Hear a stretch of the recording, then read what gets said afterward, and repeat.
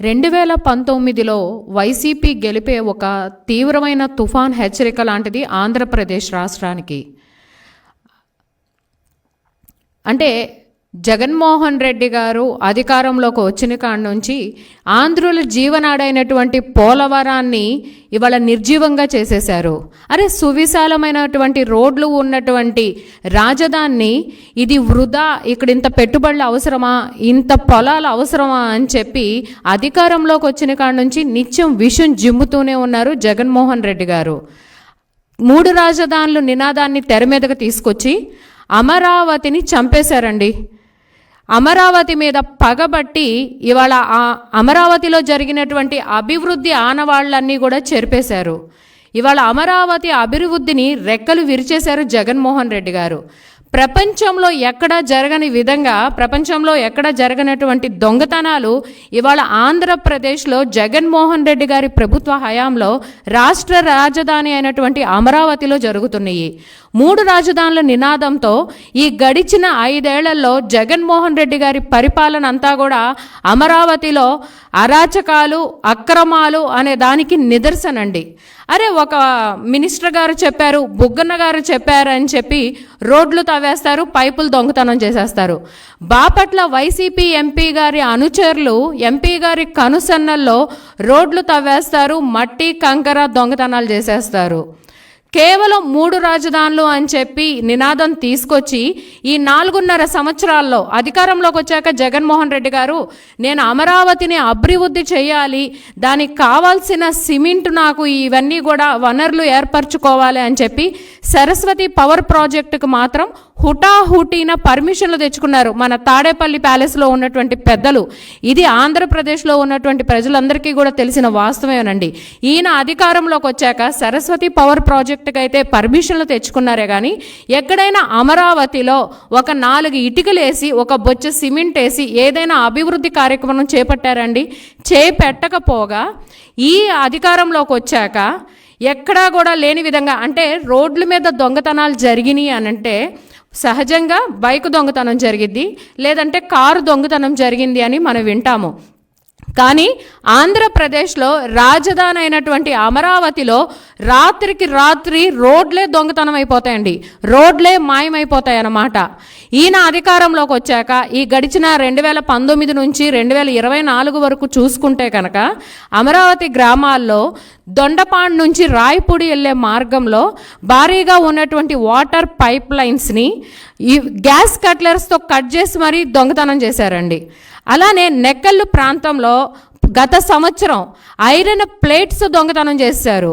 అదే ప్రాంతంలో గత సంవత్సరంలో నెక్కల్లు ప్రాంత సమీపంలో నిర్మాణంలో ఉన్నటువంటి వంతుల్ని పడేసి అక్కడ ఐరన్ని దొంగతనం చేసి తీసుకెళ్ళిపోయారు.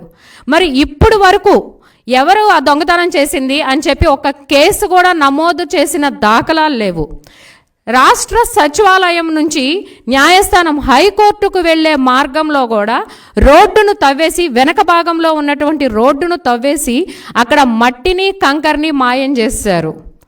ప్రతిరోజు కూడా వార్తల్లో అభివృద్ధి దాఖలాలు లేకపోగా ఈ దొంగతనాల గురించి మాత్రం నిత్యం అమరావతి వార్తల్లో నిలుస్తూనే ఉందండి. మరి రాయపూడిలో చూసుకుంటే కనుక నీటి ఎత్తిపోతల పథకం కింద తీసుకువచ్చిన 4 భారీ సిమెంట్ పైప్ లైన్స్ను కూడా తవ్వేసి దొంగతనం చేసి తీసుకెళ్ళిపోయారు రాజధాని ప్రాంతంలో. ఇప్పటి వరకు దాదాపు 120కి పైగా భారీ పైప్ లైన్స్ అన్నీ కూడా దొంగతనం జరిగినాయండి. ఉద్దండ్రాయపాలెం, సాక్షాత్తు ప్రధానమంత్రిగా మోడీ గారు అమరావతికి శంకుస్థాపన చేసింది ఉద్దండ్రాయపాలెంలో ఉండి. ఆ ఉద్దండ్రాయ ప్రాంతంలో భారీగా మట్టి తవ్వకాలు జరుగుతూ ఉంటాయి. అలానే మనకి ఎర్రపాలెం, అమరావతి సిఆర్డీఏలో ఉన్నటువంటి 29 గ్రామాల్లో ఎర్రపాలెం ఒకటి. ఎర్రపాలెం నుంచి విట్టి యూనివర్సిటీకి వెళ్ళే మార్గంలో గత ప్రభుత్వంలో చంద్రబాబు నాయుడు గారి ప్రభుత్వ హయాంలో 60 అడుగుల రోడ్డు డివైడర్తో కూడుకున్నటువంటి సిమెంట్ రోడ్డుని నిర్మిస్తే జగన్మోహన్ రెడ్డి గారు అధికారంలోకి వచ్చాక ఆ మార్గం మధ్యలో ఒక వంతెన నిర్మాణం జరుగుతుందండి. అక్కడ రోడ్డుని తవ్వేసి రోడ్డు అడుగు భాగాన ఉన్నటువంటి కంకర్ని డస్ట్ని, గ్రావెల్ని దొంగతనం చేశారు వైసీపీ అండ్ కో వాళ్ళు. అంతెందుకండి, ఈ సంవత్సరం 2024వ సంవత్సరం మార్చి 12వ తారీఖున తుళ్ళూరు మండలంలో ల్యాండ్ పూలింగ్ కింద ఇచ్చినటువంటి రైతుల భూముల్లో అక్రమంగా భారీ స్థాయిలో దాదాపు 200 టిప్పర్ల మట్టిని దొంగతనంగా అంటే విజయవాడ పరిసర ప్రాంతాలకి తరలించేశారు.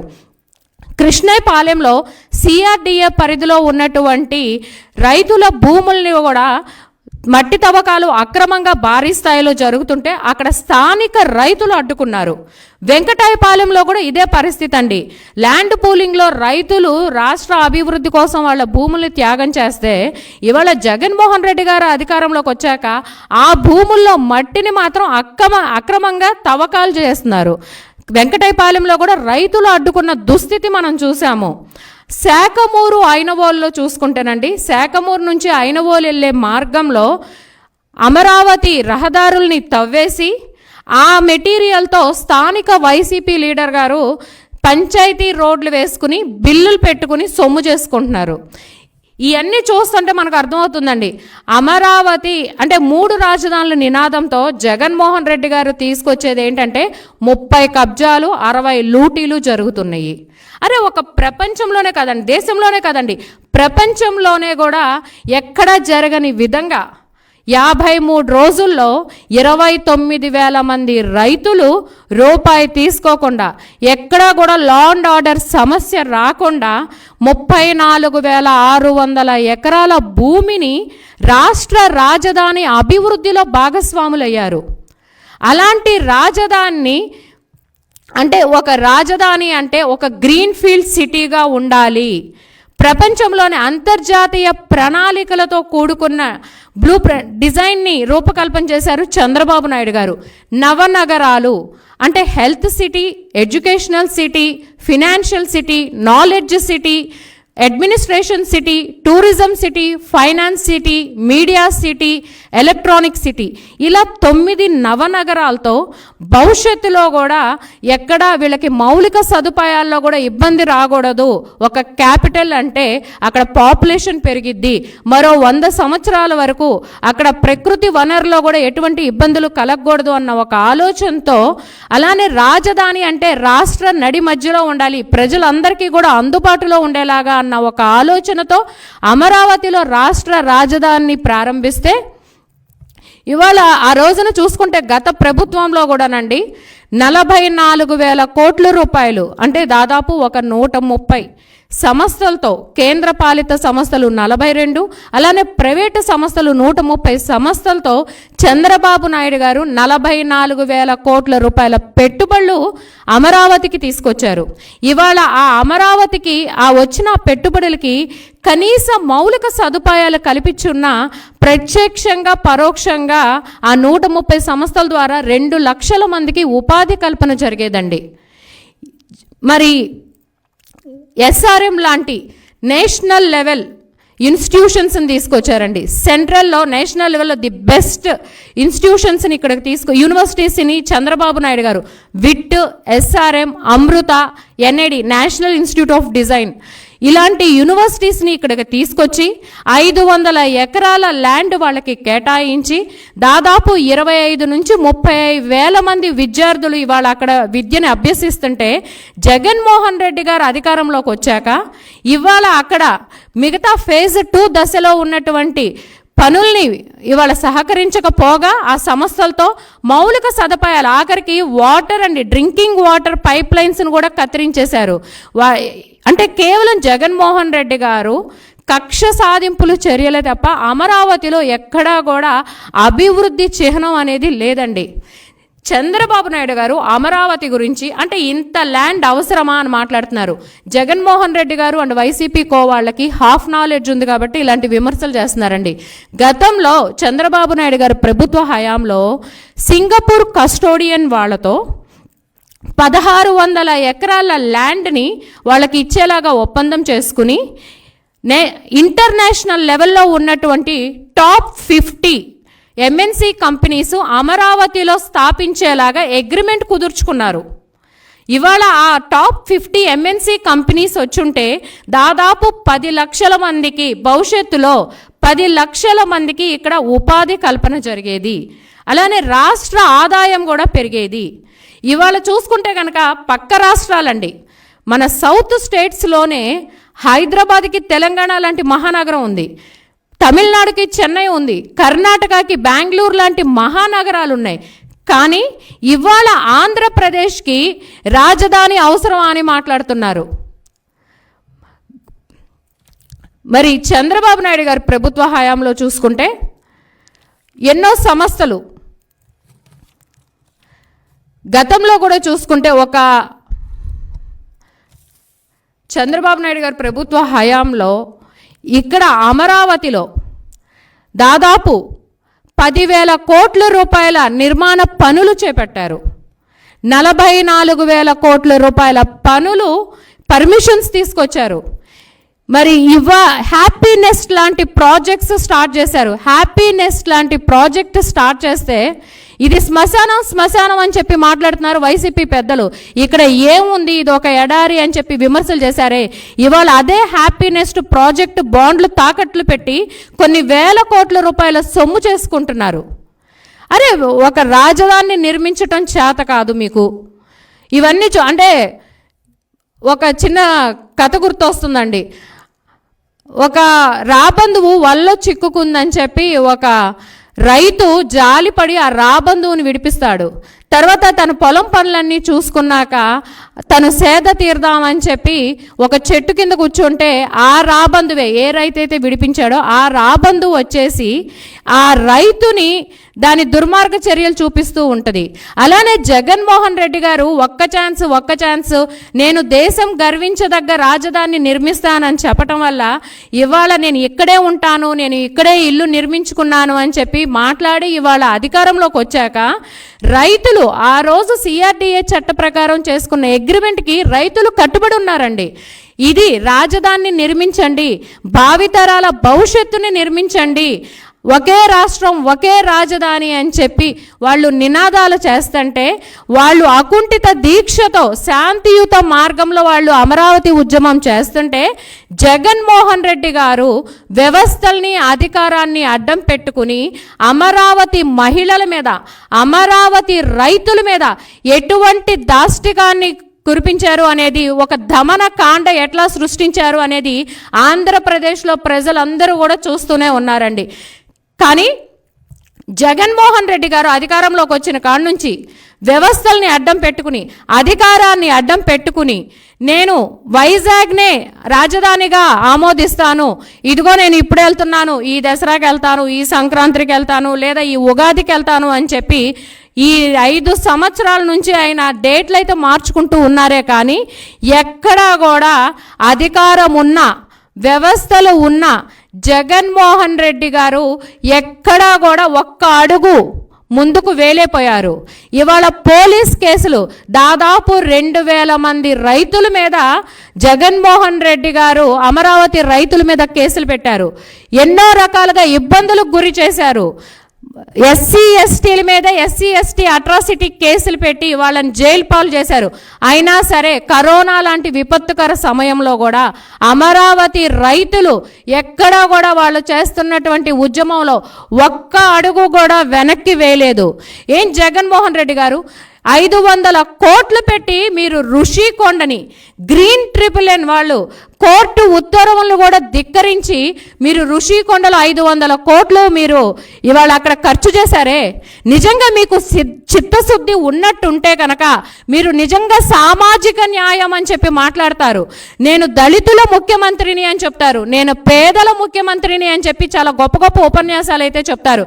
మరి నిజంగా ఇవాళ అమరావతి ఎస్సీ నియోజకవర్గంలో ఉంది, రాజధాని అమరావతి ఇవాళ ఎస్సీ నియోజకవర్గం. అలానే ఇవాళ రాజధాని చుట్టూ ఉన్నటువంటి 6 నియోజకవర్గాలు కూడా ఎస్సీ నియోజకవర్గాల్లో ఉన్నాయండి. మరి గతంలో చంద్రబాబు నాయుడు గారు డిజైన్ చేసినటువంటి రాజధాని డిజైన్ని చూసుకుంటే కూడా మనకి యుఎస్ మ్యాగజైన్ అయినటువంటి ఆర్కిటెక్చరల్ డైజెస్ట్ అనే మ్యాగజైన్లో భవిష్యత్తులో ప్రపంచంలోనే ది టాప్ అంటే రాజధానులు క్యాపిటల్స్ అని చెప్పి ఆర్టికల్ రాస్తే ఆ సర్వేలో అమరావతి మొదటి 10 స్థానాల్లో నిలిచిందండి. మొదటి 10 స్థానాల్లో స్థానం దక్కించుకుంది మన ఆంధ్రుల రాజధాని అమరావతి. ఆ రోజు చంద్రబాబు నాయుడు గారు అంటే అమరావతి రాజధాని అంటే రాష్ట్ర గౌరవానికి చిహ్నంగా నిలవాలి అని చెప్పి, అలానే రాష్ట్ర ప్రజలు రాజధాని ద్వారా గౌరవింపబడేలాగా ఉండాలి అని చెప్పి అమరావతిని ఎంతో ప్రతిష్టాత్మకంగా అంటే అంతర్జాతీయ స్థాయిలో రూపొందించాలని చెప్పి ఆ రోజు డిజైన్ చేశారు. అమరావతి అనేది ఒక సెల్ఫ్ ఫైనాన్స్ అండి. ఇప్పటికీ కూడా 34,000 ఎకరాలు 600లో ఈ నవనగరాలకు అన్నిటికీ కేటాయించాక కూడా ల్యాండ్ బ్యాంక్ కింద 10,000 ఎకరాల భూమి ఉంది. భవిష్యత్తులో రాష్ట్ర ప్రయోజనాల కోసం, రాష్ట్ర అవసరాల కోసం ఆ ల్యాండ్ బ్యాంక్గా ఉన్నటువంటి 10,000 ఎకరాల భూమి దాదాపు 2 లక్షల కోట్ల నిధులండి. 2 లక్షల కోట్ల రూపాయల నిధి అమరావతిలో ఉంటే అభివృద్ధి చేతకాక కేవలం అధికారంలోకి వచ్చిన కాడ నుంచి కక్ష అనే ఒక నియంత ధోరణితోటి అమరావతి ఒక శ్మశానమని, అమరావతి ఒక ఎడారని చెప్పి, ఇక్కడ ఇన్ని లక్షల కోట్ల రూపాయలు మేము ఎందుకు పెట్టుబడి పెట్టాలి అని చెప్పి, లేదా ఇది ఒక సామాజిక వర్గానికి సంబంధించిందని చెప్పి జగన్మోహన్ రెడ్డి చేస్తున్నటువంటి విధ్వంసన పరిపాలనంతా రాష్ట్ర ప్రజలు చూస్తూనే ఉన్నారండి. అరే ఒక రాష్ట్ర రాజధాని అంటే చంద్రబాబు నాయుడు గారి ఆలోచనలో ఒక రాష్ట్ర రాజధాని ఒక కేంద్రం, ఒక పరిపాలనకే కాకుండా అభివృద్ధిలో కూడా ఊతం ఇవ్వాలి అన్న ఉద్దేశంతో గ్రోత్ ఇంజిన్గా డిజైన్ చేశారండి అమరావతిని. దానిలో భాగంగానే సింగపూర్ కస్టోడియన్ వాళ్ళతో 1600 ఎకరాలు వాళ్ళకి ఇచ్చి అగ్రిమెంట్ చేసుకున్నారు. ఈ విజనరీ లీడర్కు ఉన్నటువంటి ఆలోచన ప్రిజనరీగా ఉన్నటువంటి జగన్మోహన్ రెడ్డికి ఆలోచన లేదు, కేవలం అభివృద్ధి అనేది తెలీదు.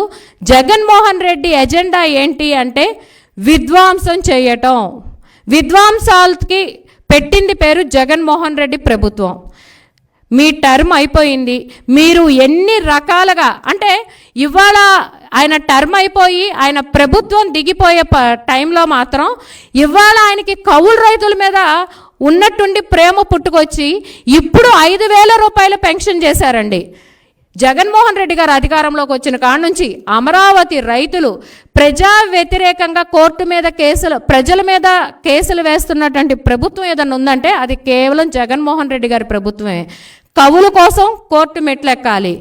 అలానే సిఆర్డిఏ అగ్రిమెంట్కి మేము కట్టుబడి ఉన్నాం, దాన్ని ఇంప్లిమెంట్ చేయండి అని చెప్పి అనాలంటే కోర్టులు మెట్లెక్కాల్సిందే. ప్రతి సంవత్సరం కౌలు డబ్బుల కోసం రైతులు కోర్టులు మెట్లెక్కాల్సిందే. మాస్టర్ ప్లాన్ని నిర్జీవం చేయకండి.